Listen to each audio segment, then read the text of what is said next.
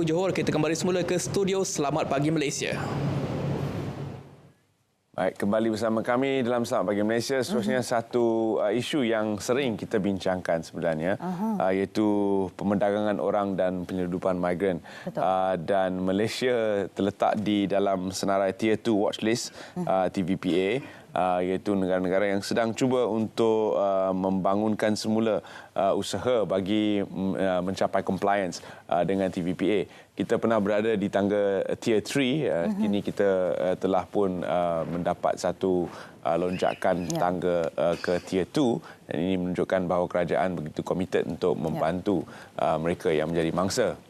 Betul. Dan bersama dengan kita, iaitu saya kenalkan Puan Syuhaida Abdul Wahab Zain, merupakan Setiausaha Bahagian Pejabat Strategik Nasional, Majlis Anti Pemerdagangan Orang dan Anti Penyeludupan Migran. Assalamualaikum Puan. Waalaikumsalam. Okey. Jadi kita definisikan dulu apakah yang dimaksudkan dengan pemerdagangan orang. Right. Okay, terima kasih Terence dan juga Sofia, dan terima kasih RTM kerana menjemput kami, terutamanya saya daripada Pejabat Strategik Nasional Mahathir, untuk berkongsi dengan penonton semua.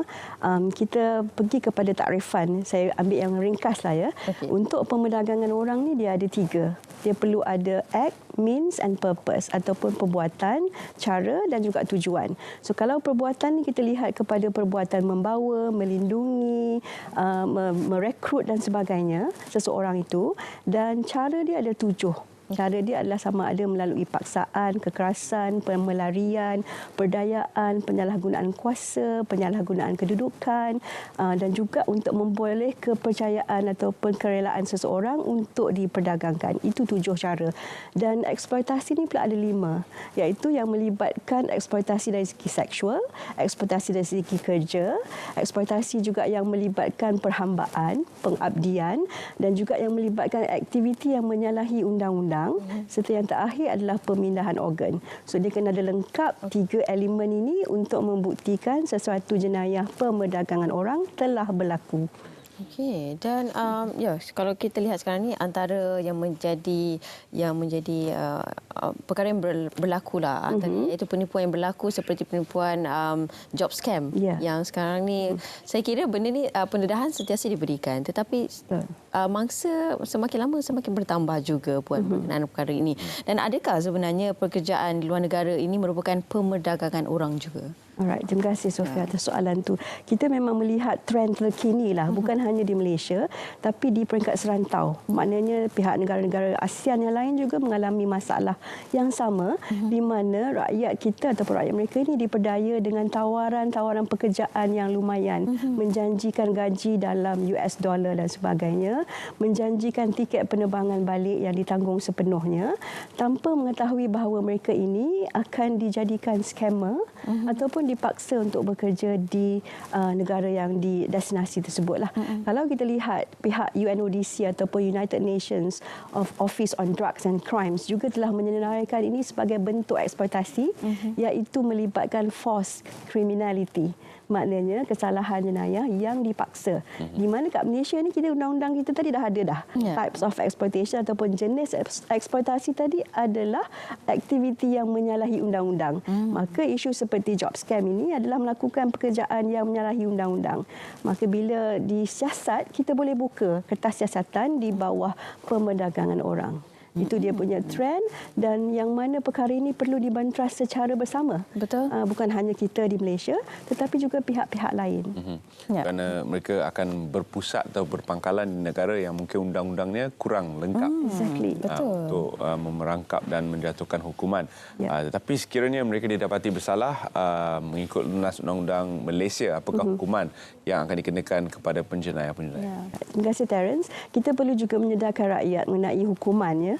Bila sesuatu kesalahan itu berlaku, dia ada hukuman yang diberikan. So untuk pemerdagangan orang ini, hukuman dia adalah pemenjaraan sehingga 30 tahun bagi kesalahan yang lebih berat ataupun aggravated offences, yang mana melibatkan apabila seseorang mangsa itu mendapat penyakit yang serius seperti AIDS dan sebagainya, HIV, apabila mangsa itu diperdagangkan berkali-kali, apabila melibatkan lebih daripada 1 ataupun 2 orang mangsa, dan juga apabila dilakukan oleh penjawat awam semasa melakukan tugas rasminya. Ini kesalahan yang lebih berat, dan juga kesalahan ini bukan hanya membawa kepada hukuman pemenjaraan tadi sehingga maksimum 30 tahun, tapi boleh juga dikenakan sebatan. So itu yang beratnya. Dan juga untuk kesalahan-kesalahan lain, kita ada juga kesalahan yang melibatkan aktiviti di dalam transit, kesalahan memperdagangkan kanak-kanak, juga satu bentuk kesalahan yang berat, sama seperti kesalahan yang tadi, hukuman 30 tahun penjara dan juga boleh dikenakan sebatan. Itu kita pindah pada tahun 2022 yang lalu. Dan situasi ini bukan sahaja berlaku di Malaysia seperti yang Puan sebutkan, di seluruh dunia sebenarnya. Bahkan di Amerika Syarikat sendiri yang mengeluarkan senarai ini, mereka pun banyak insiden-insiden terutama sekali melibatkan kanak-kanak, seperti dalam tayangan The Sound of Freedom kita dapat lihat bahawa kanak-kanak dijadikan mangsa dalam situasi itu. Jadi apakah cabaran sebenarnya untuk kita di Malaysia yang sentiasa dikatakan sebagai negara transit? Kita berada dalam kedudukan yang strategik untuk penjenayah-penjenayah melengkapkan satu kitaran di mana mangsa akan dibawa ke Malaysia, akan ada dokumen-dokumen yang akan disiapkan dan kemudian mereka akan dihantar ke tempat lain. Apakah cabaran utama kita dalam mendepani isu ini dan membantu untuk membina semula imej negara? Terima kasih, Terence. Memang kita akui setiap kesalahan atau penjenayah itu ada cabaran. Dalam konteks pemerdagangan orang ini, kita lihat situasinya banyak melibatkan rakyat warga negara asing. Jadi sesungguhnya cabarannya adalah dari segi bahasa. Kadang-kadang kita nak mendapatkan kerjasama mangsa, nak mendapatkan bukti dan juga kenyataan, memerlukan terjemahan ataupun interpretation yang daripada mangsa, yang daripada pelbagai latar belakang negara. Itu satu. Yang kedua adalah untuk mendapatkan kerjasama daripada mangsa. Ada mangsa yang mungkin sukar untuk memberi kerjasama kerana ketakutan untuk berdepan dengan the trafficker ataupun penjenayah, sehingga menyebabkan kes-kes itu kita tak dapat proceed dengan pertuduhan dan juga sabitan di akhirnya. Dan saya percaya yang ketiga adalah bentuk-bentuk jenayah ini yang semakin berkembang. Dia bukan statik, dia sangat dinamik, dan kita kena lebih beberapa langkah ke hadapan daripada penjenayah ini untuk memastikan cabaran ini dapat diatasi. Dan bagi pihak kerajaan, kita menyedari hakikat bahawa cabaran ini sentiasa wujud. Maka kita cuba untuk mengatasi masalah ini melalui perundangan yang lebih komprehensif. Macam tadilah kita dah pindah akta itu, dan juga kita beri perlindungan yang lebih berpandukan hak asasi manusia kepada mangsa, supaya mangsa ini rela untuk bekerjasama dengan pihak penguatkuasaan juga pihak pendakwaan dalam memberikan kenyataan di mahkamah. Dan juga dalam konteks ini kita bekerjasama antara kerajaan dengan NGO. Seperti contoh dalam perlindungan, kita ada rumah perlindungan untuk mangsa-mangsa ini yang dikendalikan oleh pihak kerajaan melalui Kementerian Pembangunan Wanita, Keluarga dan Masyarakat. Dan kita juga ada rumah perlindungan yang dikendalikan oleh NGO. Maknanya kita bekerjasama, ada shared burden and shared responsibility antara dua-dua pihak.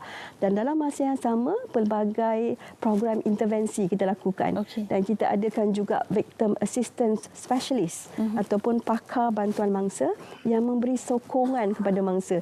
Mereka ini boleh juga bersama-sama mangsa di mahkamah, boleh juga menjadi kata orang tengah di antara mangsa, pihak penguatkuasaan dan juga pihak timbalan pendakwa raya. So ini kita bantu mangsa-mangsa ini untuk tampil ke hadapan. Dan juga dari segi kerjasama strategik, maknanya kita tak boleh buat secara silo, mesti ada kerjasama daripada pelbagai pihak, yang mana kita tadi melibatkan NGO, dan juga kita sekarang ini kita melibatkan pihak majikan juga. Kita berikan kesedaran kepada majikan, kita jemput majikan untuk menandatangani ikrar ataupun dia panggil company pledge against trafficking in persons and forced labour. Maka mereka berjanji untuk tidak melakukan pemerdagangan orang ataupun buruh paksa kepada pekerja. So melalui apa? Melalui mengetahui apa indikator-indikator yang dimaksudkan, macam contoh pemegangan pasport, penahanan gaji, ruang kerja yang tidak kondusif, penginapan yang tidak selesa, semua itu terkandung dalam indikator-indikator indikator pemerdagangan orang. So kita ke arah itu. Maknanya tanggungjawab itu secara bersama. Keselamatan, tanggungjawab bersama, bukan hanya Kementerian Dalam Negeri tapi semua rakyat. Okey, dan yang terakhir sekali, Puan, pesanan terakhir kepada masyarakat luar sana perlu untuk kita cakna berkenaan dengan perkara ini kerana ia merupakan, ialah kalau kita tengok mungkin berlaku di kalangan kawan-kawan kita ataupun ahli keluarga kita sendiri, kerana perkara ini boleh berlaku di mana-mana pada sesiapa saja. Betul. Okey, terima kasih Sofia. Saya suka untuk mengambil kesempatan ini untuk menyeru semua rakyat Malaysia. Kita melihat kepada konsep madani sekarang ini, di mana yang terakhir itu adalah ihsan ataupun compassion. Kita kena melihat dari sudut compassion, di mana nilai-nilai kemanusiaan itu diutamakan. Dalam aspek sebagai majikan, saya memohon supaya majikan menjaga kebajikan pekerja sebaiknya. Sama ada pekerja itu pembantu rumah ataupun sebagainya, ataupun pekerja di industri kita, perlu dijaga hak mereka sebaiknya.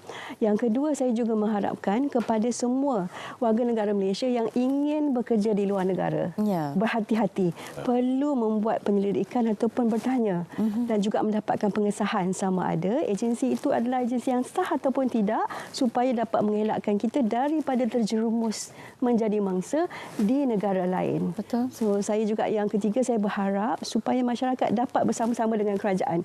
Kita perlu bersama-sama dalam hal ini. Jika sebarang maklumat kita mempunyai maklumat mengenai berlakunya pemerdagangan orang di kawasan kita, ataupun kita mengetahui ada pihak-pihak yang cuba mengambil kesempatan, pihak ejen-ejen dan sebagainya, silalah laporkan perkara itu kepada pihak berkuasa. Kita ada 5 agensi penguatkuasa: Polis Diraja Malaysia, Jabatan Immigration Malaysia, Jabatan Tenaga Kerja, APMM, Maritim dan juga Jabatan Kastam. Dan yang paling penting mungkin boleh pergi ke talian 03 8000 ataupun di email mapo_tip@moha.gov.my supaya tindakan yang sewajarnya boleh diambil oleh pihak berkuasa. Baik. Itulah satu isu yang berterusan yang perlu kita tangani, seperti mana kata Puan tadi.